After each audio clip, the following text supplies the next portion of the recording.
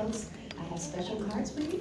You'll get a 1-minute notice and then a time up. So that way we can make sure as many people as possible can be heard today. Thank you. Please go ahead. My name is Reggie Romaine from LA. I've been this is the meeting since the 11th one. And I just asked everybody, can we all be alone? Can we just stop coming here? Can we just stop coming here, bickering on them? Man, it's all gas, no break right now. We got to come up with some solutions. All this bickering, and that's water under the bridge. Now, I got some solutions. Now, listen. First of all, who in this crowd want they 40 acres in their view? Who want their land? Okay, let's get some solutions to get this land. The money gonna come. But my solution is this for genocide. And I'm going back to when I first started. These jails, these prisons, they just destroyed us. They're not rehabilitating us. I didn't understand at the last meeting, Mr. Sawyer, you brought up the jails and then we brought up the contaminations and everything. What are you talking about? Us having it and renting it to somebody else? Or are we going to get it? Because we need to be agape love to our people. Yes. 3 a day is dying in these jails in the United States. This is going to set an echo. Okay, we got second and third strikers. We leading in that. That means it's a black hole. I told y'all my brother in 2011 passed away. My brother 4 years ago, first offense. For a manslaughter 311, he got 27 to life. At 54 years old, so that's a black hole for him. My solution is this. We need those jails that we freed up. That's only 300 acres apiece. California is 100 acres, 100 million acres. The government owns 45.5 million of these acres. Start breaking up some of the land so we can rehabilitate our people, so we can start, you know what I'm saying, bring them back to the community. We got to bring them back out of there. Or when they pass away, just let them be able to look at us and say, I died in front of some black people. So give us these jails. I beg you to give us these jails. They gave white folk 5 years, 5 acres to do what? To cut you off, sir, in the middle of your sentence. I'll be back tomorrow.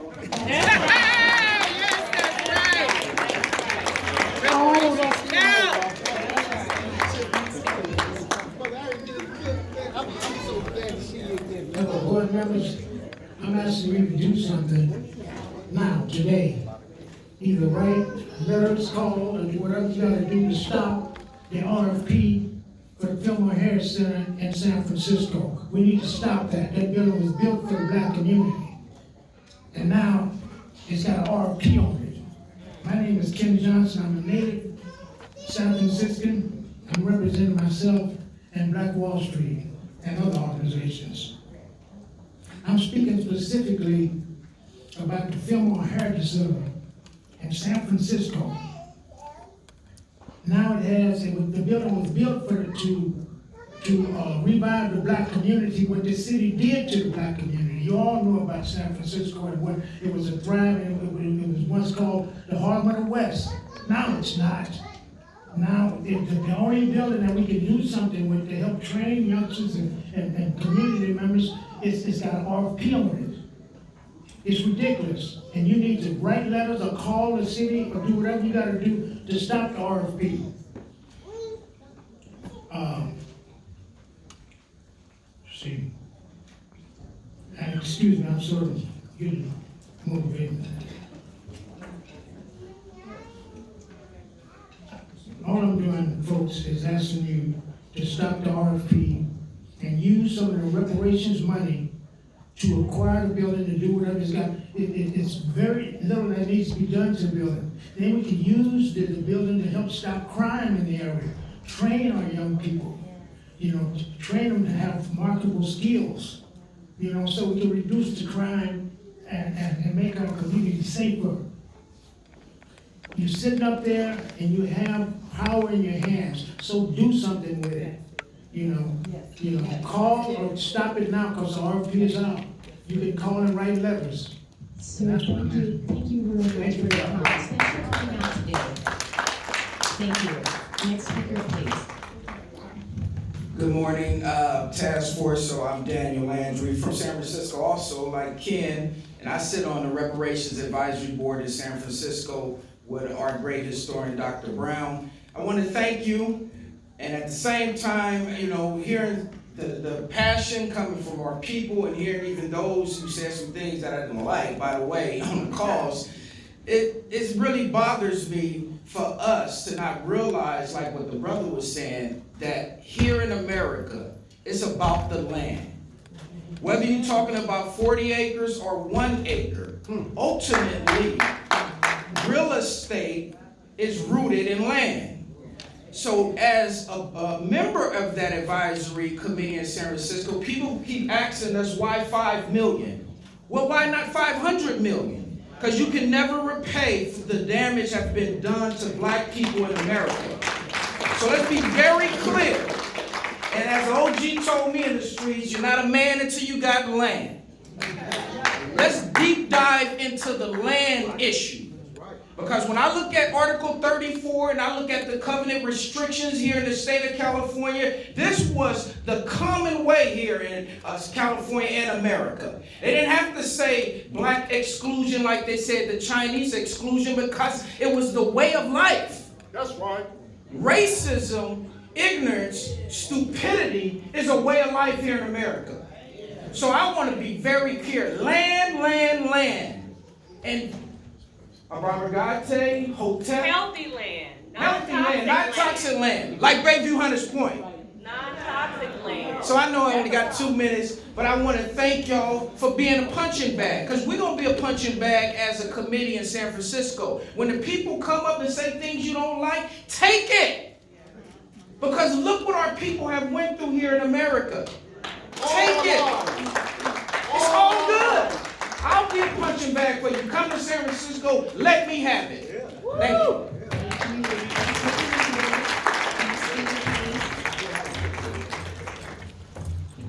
My name is Gloria Perod, and I live in Roseville, California. I have an unusual story in that I grew up in the town of Allensworth. I will show you now the certificate that was awarded to my father, Jefferson Piero, who was instrumental in helping it to become a part of the California Department of Parks and Recreation. And this was awarded to him. He is now deceased. But I will say in that connection that growing up in Allensworth was an extraordinary experience in terms of being able to see how racism affected an entire town. My family moved to Allensworth in 1953, and by the way, has maintained a presence there ever since. Our family farm is still there, it's still in the family hands, which, by the way, as gentlemen before me mentioned, the land is so important. My father, when he bought that land, there was no well on it, and the farmers around him, the white farmers all around him had wells. We didn't. Our house had no running water. We had to haul water for like 11 years. Then Sergeant Shriver came to our house. This was President Kennedy's brother-in-law, and helped get wells in the community. But the point I'm going to say, since I have very little time, my family has done a lot to build up the community of Allensworth. And what I wanted to say, it represents something, okay? It represents something because it was built by ex-slaves and so forth. Now, lastly, I would make this observation. If you want to do something, it's not going to solve the problem if we just throw money at it. Land, as was mentioned, and also programs and resources to undo the psychological harm that has been done by being surrounded by hatred for centuries. Thank you so very much. Next speaker. Peace, greetings, and grand rising, California Reparations Task Force panel. I am Yvette Yaira Coburn. I am a native-born Los Angeles, California, who descends from powerful ancestors that were enslaved 400 plus years through the transatlantic channel enslavement, where I have personally traced my own family lineage back to the early Virginian colonies of the 1600s. I am honored to be standing here to share my own testimony and proposal not only as an advocate of the reparations movement, but also as professional genealogist with root trackers, also known as learning DNA genealogy. I have had 6 years of success breaking brick walls in several American Black freedmen family trees through the paper trail and genetic genealogy, helping orphans, adoptees, and those who were missing one parent.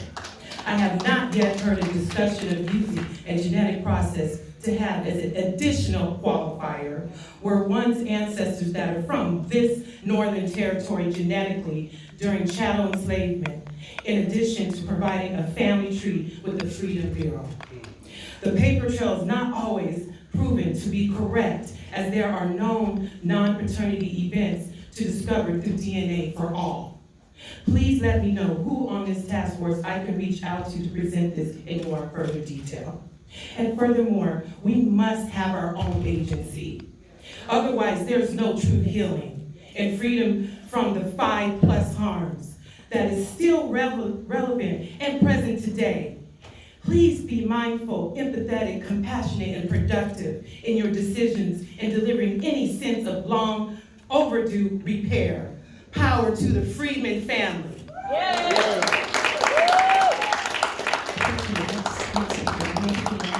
Hi, good morning. My name is jamsley, and I'm here. I've traced my lineage back. On 3 sides, I'm back to the 1600s, and I'm still on this soil. On one side, I got back to 1868, and that ancestor said he was born in Africa and that his mother and father were born in Africa. On the other side, I've gotten back to the 1700s, and we're still in California. We have never left California. I've read the Reparations Task Force study, the report. I'm actually almost on the 9th chapter of my 3rd reading of it, and I haven't found any case law in there where it is the state of California versus freedmen. I know that there was a freedman town that came here from a general who served in the military. He actually got his training from a freedman school. He taught in a freedman school after serving in the Philippines. He came up through Texas and then bought some land here, mid-Northern California. My concern is that when we're dealing with California and when we're dealing with our ancestors and when we're dealing with freedmen, I need to find out where the freedmen were in California, because my lineage going back to the 1700s doesn't have anyone who has money in a freedman's bank. They didn't belong to a freedman's bureau because they lived in California and they've been here since the 1700s. And I do have concern about that, because there is, like people have said on the phone, an outcry, even from our chairperson of this task force, who's on Twitter, and she reps the freedmen. I just found out the other day that she said, it's on her Twitter page, I screenshotted it, that this reparations is only for people who were in the transatlantic slave trade. But then she also talked about genealogy and taking DNA tests. At the bottom, it says for entertainment purpose only. I'm so sorry to interrupt you.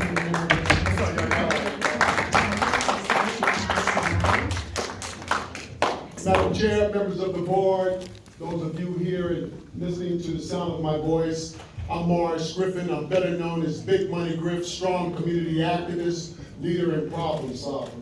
And I would be remiss if I didn't mention that when the brother talked about the prisons, we've got to emphasize that the reason why our black men are in these prisons is because of crack cocaine. And who brought that crack cocaine here? Noriega, Bush, and we have to say Arkansas. Clinton knew about it too, especially when he got that NAFTA and GATT and took away all of our jobs. But that's not why I'm here. I'm here right now to say there's only one thing that would stimulate this economy, and I need you to spread the word what you heard to Governor Gavin Newsom. And that one thing is capital, money, reparations. that will stimulate this economy for the 2.6 million blacks in California. There's only one thing that would stop our children from busting into these liquor stores and grocery stores, stealing junk food and stealing different things, and that's reparations. There's only one thing that would stop our kids from busting into these jewelry stores, stealing watches and jewelry, and that's reparations. So I need you, Gavin Newsom, to understand that if you have an intention of running for the presidency after Biden gets his presidency, we need you to understand, so goes California, so goes the nation. And if you clean up this state for the homelessness, and Karen Bass cleans up her city with the homelessness, that can be a 1-2 ticket. Spread the word, what you heard. Not only can you do it here in the state of California, but so goes California, so goes the nation.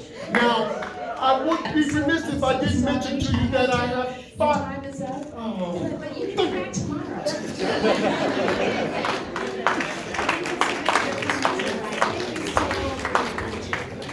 Next speaker. Hello, my name is Tiana Jones, and I say something every day, and that is, we honor our ancestors by doing our best work every day. All praises to God, our African God and African ancestors. When you say this, you stay on point. So my point here today is, for me, the reparation movement, yes, we need money, but the most important thing is unity. Unity of purpose. With that, we're gonna make it, okay? Functional unity in the old days, okay? That took away homelessness around, you know, the thing with the values. And the other important thing for me is young people got me here today. Yasmin has organized in our area, East Palo Alto, and we have information regarding the Charles Webb did report on how crack got to East Palo Alto and decimated it. You know, so unity of function and purpose will get us back to knowing what our enemies are and having shields and strength against them, because they always put out different kinds of enemies. The enemy now is black women and black men against each other. Let's get it together, okay? What's that together, that family thing? No things against us, no enemies formed against us will prosper. We can do that. We have our African blood in us. Let's do the right thing. Thank you for doing what you're going to do, and there's multiple ways to freedom, okay? And of course, you know, you guys have the knowledge. Come on now. Our elders, my building, I've met 2 elders at 85. They told me about doing cotton. I didn't do that from the north. They told me about that and how it did their bodies. You know, so you see them all bent over. That's it. Is that all? Thank you very much. Thank you so much. Feel free to come back tomorrow and make your comments tonight. Thank you again. Next speaker. Hi, good morning, California Reparations Task Force. My name is Dr. Lawanda Leslie, and I come from you as a native of Oakland, California, a daughter of Oakland, and raised by Black Panthers. I do come before you on behalf of Black Californians United for Early Care and Education. We have a 10-point plan that addresses reparations in the early education workforce for our babies. If you guys don't know it, you can visit that by going to blackece.org. But what I want to do just shortly before you is just acknowledge that in the interim report that was published in June 2022, it did a great job of addressing a lot of challenges around reparations approach for K through 12, but it did not address the gaps that impact the early education space. And knowing all of us start our journey in life as an infant, making our way to preschool before we get into kindergarten. So with that, I'm going to get quickly to the point of what we're asking in our 10-point plan for Black children, Black families, and for the Black ECE workforce. And ECE means early care and education. So we're asking that we dismantle and separate unequal education, that by providing funding for African American freedom-owned, controlled child care preschool programs, K-12 schools, colleges, universities, trades, and professional. We ask that you provide additional funding for early care and education settings with where there's at least 1/3 Black child in that population in direct classrooms. Adopt mandatory child development curriculum for early educators that include culturally responsive curriculum that's anti-bias and is pro-Black.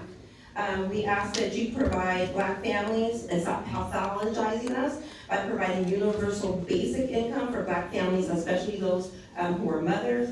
And we ask you to dismantle and address stolen labor, which hinder the opportunity for many of us as early educators by providing property to those who are Black-owned, Black-led childcare providers, real estate, land, and so on. And then lastly, we ask that you address the wealth gap by prioritizing grants and contracts to Black early educator providers. And thank you for your time. Thank you for your time. All right, can you hold on one second? Is that, Chair Moore, did you want us to just continue? Okay. All right, please. All right. Good morning, Task Force. Honorable Committee Chair in the Task Force. My name is Natalie Champion and I am representing the California Black Women's Health Project. We are a 29-year-old Black-led legacy organization that serves the 1.2 million Black women and girls throughout the state. And I want you to know that we are here to support the unprecedented work of this task force and applaud the recommendations in your interim report. I'm specifically here to speak about the maternal health aspects of the report and offer us some additional recommendations to include. We know that Black birthing people are dying in unprecedented numbers, not because of what they've done or have not done, but because of the lineage and legacy of harm inflicted on our people.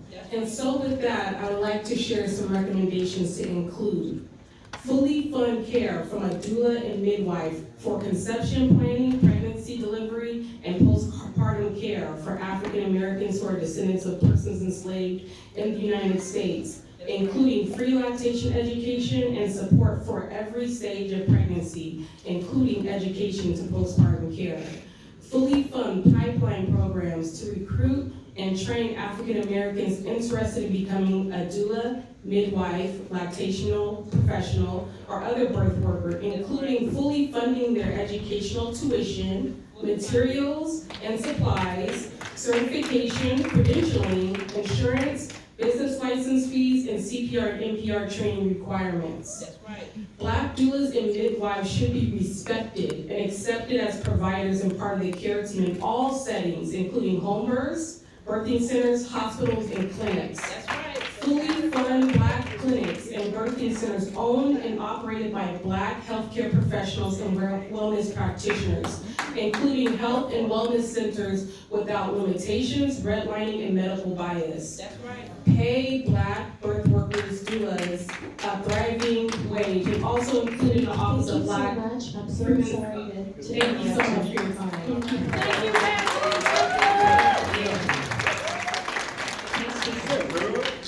Good morning, Chair Moore, Vice Chair Brown, Task Force members. My name is Marge Champion. I'm a member of NAA's, DLA, and CJAC. I'm from Inglewood, and I live in South Central. I want to begin by saying that I believe Member Grills' motion from the last hearing should be re-examined and rescinded. The Office of Criminal Affairs should be instituted with full autonomy. A natural byproduct of the process will be utilizing community-based organizations. But as of today, there are no CBOs whose sole focus is the African American descendants of persons enslaved community. In my opinion, it will be an injustice if certain facets of the distribution of reparations be mandated at the outset to organizations that don't have our sole interest as their prime directive. I also want to bring attention to the first proposal draft. I applaud you all. Your work is tireless and thankless, and you've created a body of transformative initiatives. My problem, though, is quite a few of the proposals are either race-based or universal. As we know, race-based policy violates the Constitution, and universal policy is not reparations. I want to highlight the Indian Child Welfare Act case, Holland v. Bracken, that was recently heard by the Supreme Court. The opposition claims the program gives adoption preferences of Native American children to all Native American families, making it race-based. The side arguing on behalf of the act says that it's not race-based because all Indians don't qualify. It is specific to federally recognized tribes. That means the program is not accessible to state tribes or anyone just because they identify as Indian, making this a status-based program that is legal. I say all that to re-emphasize our reparations is lineage and status-based. Honor the vote you made in March last year on what is constitutional. We've come too far to fight losing battles just to appease ideology. Change each proposal to uniformly state they're for the African American descendants of persons enslaved in the United States. Thank you.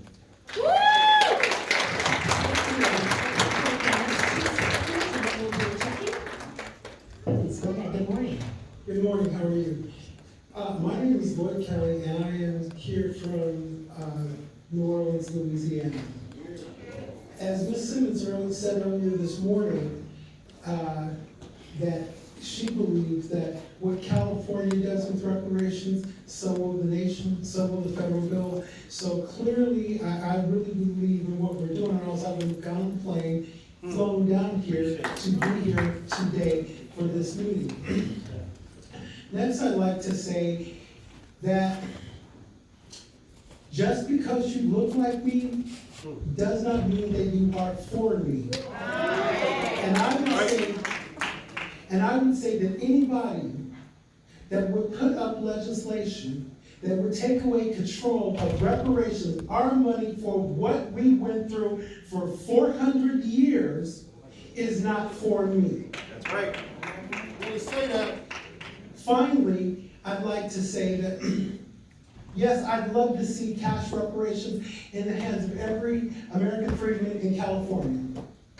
But if you do nothing else, do this. Give us back our identity. We are American freedmen. It's a simple question. Either you are or you're not. Either you descend from people that used to pick cotton and feed white people, or you're not. So California, if you don't do anything, take the opportunity and the power that you have to give us back our identity. And with that, I will yield my time. Thank you.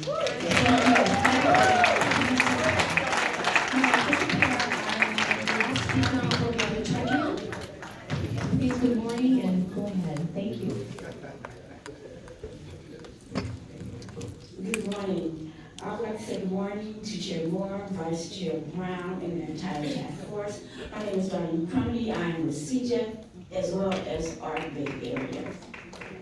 I would like to take the time and thank the task force for holding these in-person meetings, and I've been very fortunate to attend all of them. I would like to thank the task force for its historic vote on March 29, 2022 that voted for the community of eligibility based on merits for descendants of U.S. chattel slavery. As I stated last month, I'm doing a deep dive on the interim report that was released on June 1st of 2022, and I want again to thank you all for your time and effort that went into this report. In Chapter 6, Separate and Unequal Education, on page 221, there was a reference to Berkeley and Riverside busing. But what's not mentioned was the closure of my elementary school in San Francisco in 1966, W. Stone Elementary. I was then, from the 5th grade on, bused to white schools in the Sunset. I was bused to Lawton Elementary. If I may read the first paragraph of this, and I have plenty of copies if anyone would like to see it. The first paragraph reads, W. Stone School in the Haight-Ashbury district is a slum school. Most of its students are Negroes. Many of the parents have sometimes been disturbed over conditions that were of bad plumbing, the cafeteria was too small, and there was inadequate play space. I didn't remember it that way. What I remembered was my 2nd grade teacher, Miss Roberta Magruger, allowed these Negro students to be able to take pets home and learn how to care for them. What I remembered was my 4th grade teacher, Mr. Carter, a descendant, who taught us the value of who we were. And as a matter of fact, that was the last Black American descendant teacher I had until 1973 when I attended San Francisco City College, Mr. Nash. I'm so sorry to interrupt you. Thank you so much for that statement. Feel free to submit your comments in writing, or you're welcome to come back again, and we will take one more speaker until we check in. Thank you again for coming out.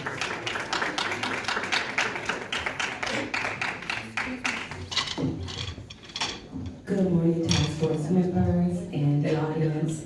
My name is Phoenix Starr, and just as my name indicates, rising from the fire and ashes of destruction to give birth to a new life. Reparations of American freedom's rebirth and renewal, known amongst our communities as Reconstruction 2.0.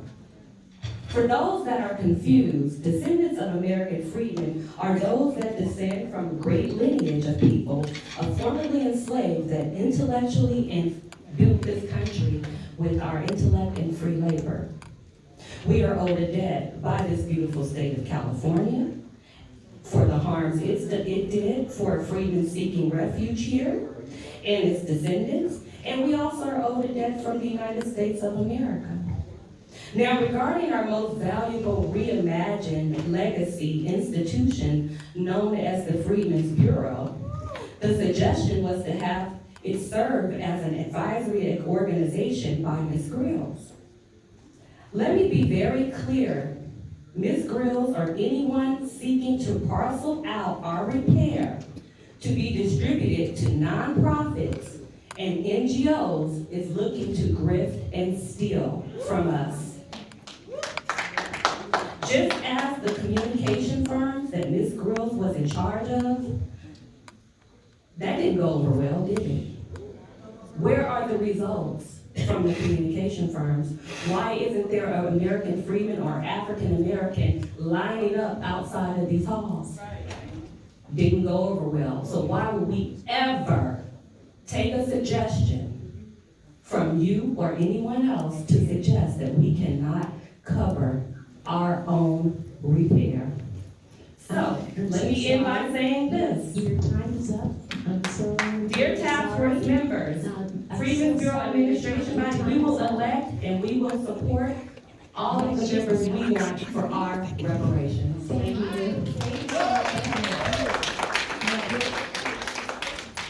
Please go ahead. Hello, my name is Heather Nicole. Just to say, when people say, can't we all just get along? That means you really won. I'm a blogger for the Black American Heritage Club and a volunteer that reads the Reparation Intern Report on Twitter called the Section 8 Space. I'm standing on Bloodline Business. I'm wearing a Black American Heritage flag by Melvin Charles and Gleason Jackson. The Black American Heritage flag is an ethnic flag that represents the culture and history of Black people. Drop the Pan-African flag and get you one. By planes, trains, and automobiles, I've traveled. I am a dedicated Black Californian who can trace their lineage past the 1865 census, and we are more than slaves. My people have went through several disparities, as I'm sure you all are aware of.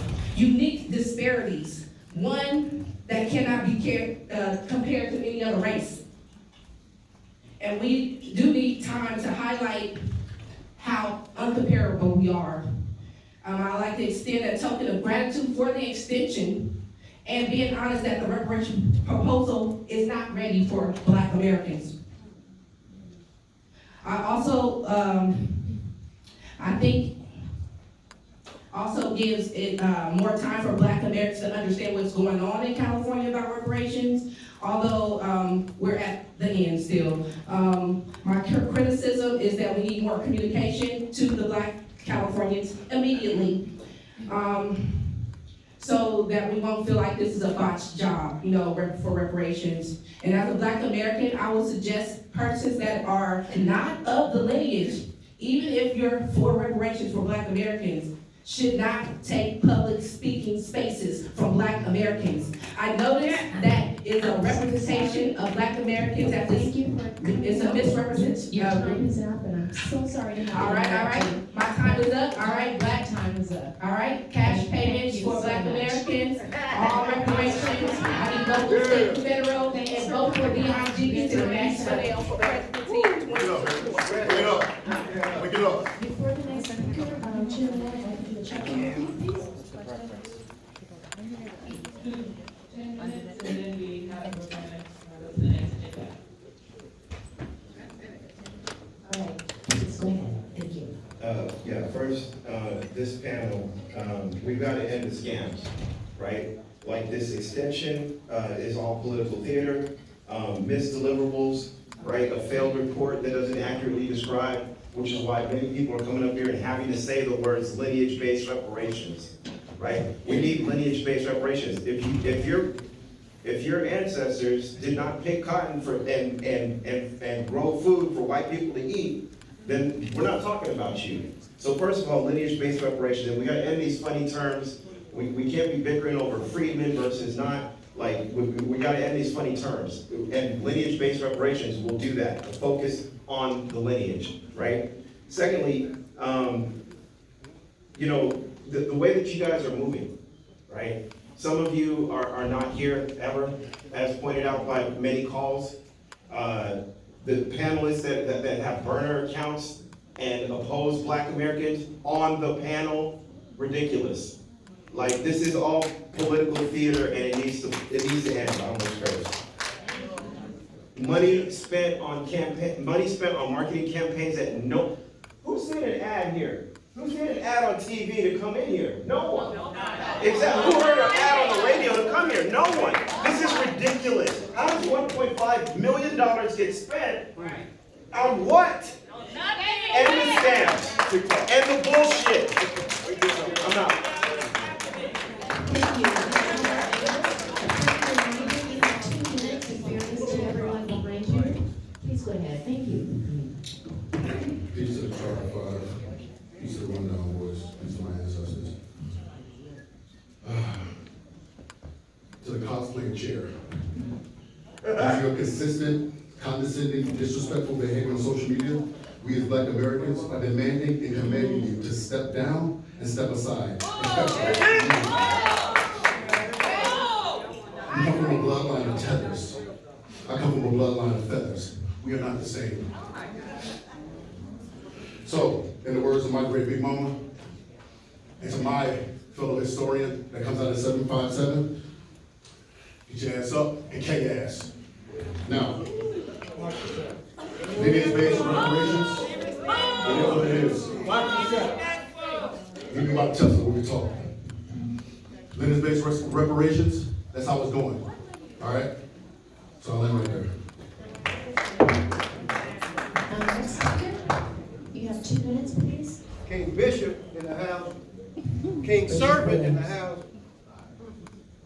Man, just a real slave like he was. Respect him, this guy. Bishop Williams. My name is Bishop Henry Williams, and I'm a cotton picker from Alabama. 88 years old.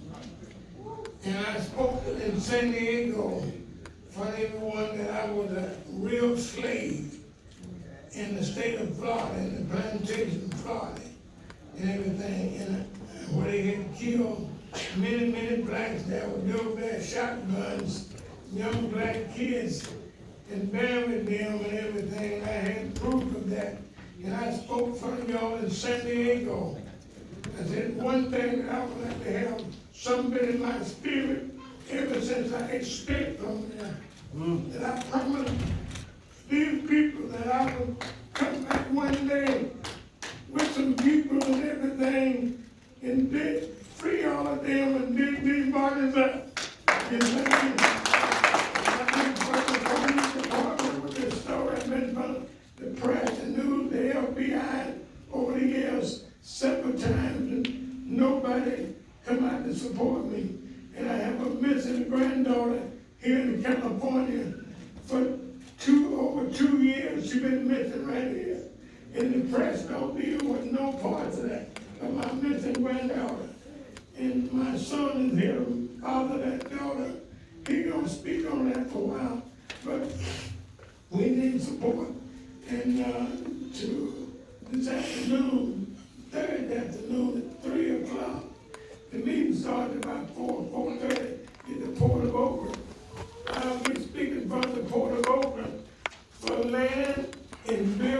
nonprofit and everything. Then open, I wanna see everybody that's black, that need a home, that need apartment built, they get it, okay? That's my drive in Oakland, California. I have all the proof I've been doing this for over 50 years. Thank you so Let him much. finish. Over 50 years in reparation and everything. I have all the proof of everything I'm doing, everything I'm saying. But I need support. My family needs support, okay? And you need to look at it. I made this speech in front of y'all in San Diego. Nobody called me. One lady put it in the newspaper that I was a real slave and what happened to me in Florida. Nobody from the committee and everything. This shouldn't be a committee that's run by Ku Klux Klan. That's right! That's right! Thank you very much. I'm on the sideline, everything. Lay your hand on the man. Say his name. Sharon Williams. And Williams.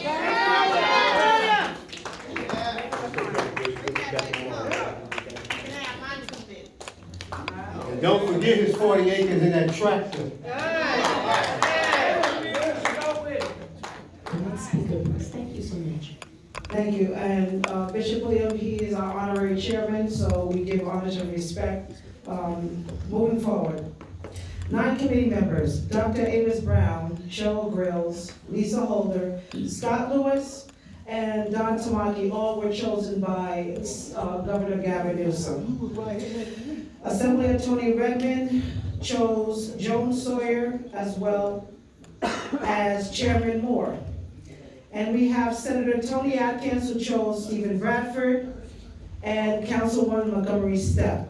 Now, when I think about reparations, I don't think about a Scottish governor, a Mexican assembly, Anthony Redmond, or a gay Caucasian, Tony Gale Atkins, senator. That's who chose these 9 members. I want you to be very careful. We don't expect non-blacks to tell us how we're gonna get reparations. We gotta mobilize it by ourselves. It's power to the people. And I appreciate Heavenly, as well as Brother Reggie and many others who come, natives who speak their mind. But reality is, if we don't put foot to power, you guys cannot make the final decisions on reparations. You have to listen to the people. No shade. Each of you are probably nice in your own right. Probably go out and have a drink or something. When it comes to reparations and repairment of a damage, this is serious business. Tony Atkins, Gavin Newsom, and Anthony Redmond should not be the final say-so on why you're dragging your feet. So no shade to you, but we have to get reparations, not by you. It is power to the people. You hear what I'm saying? Yeah. Stop backbiting and talking shit. Let's read and put that paper and make them work. Because they're not the final say-so. You are. You are. Thank you.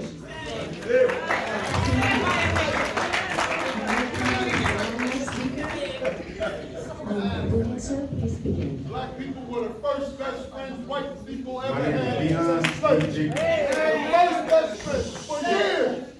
You took care of this America. You fought in every war. And now you want to sit up here and bushwhack us. And bamboozle us. Right. You sick and tired. Let him talk. Let him talk. Respect, brother. My name is Dion P. Jenkins. Reparations is the extension word of his root word repair. Repair meaning to mend damage, to make whole. Okay? Understanding the 14th Amendment's Equal Protection Clause is not being enforced by our country and our government is a problem. And it is a violation of the Constitution. Black Americans are being negated out of their constitutional rights. We must understand that reparations are 4 elements. Defensive structure, meaning enforcing the law, armed forces, specifically for Black Americans. Specifically for Black Americans. Understand that there must be cash payments. There must be land. There must be access to capital, meaning building up your own infrastructure, creating grants. DMLG, Defense Money Land Grants. And this is why this is I don't think this is reparations, but we'll take it. This is a California monetary atonement. But however, I'm running for president in 2024. Dion D. Jenkins, I ran for senator last time, and I ran for president twice in 2016 and 2020. And I'm putting in my bid right now. We're going to get reparations, DMLG. I land.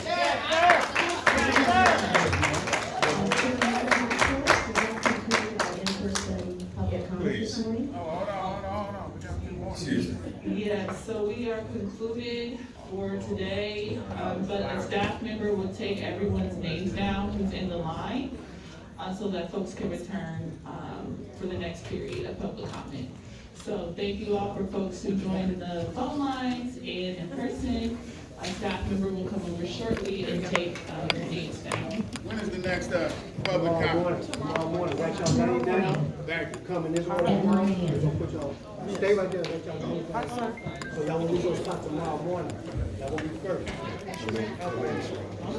Tomorrow morning. That's your grandma? 9 o'clock. Oh, this is my homie right here. Right. Like real sir. He a real sir. King sir. King sir. Very, very Hey, I met everybody's family just coming every time. Do you need a phone number? Everybody's like family.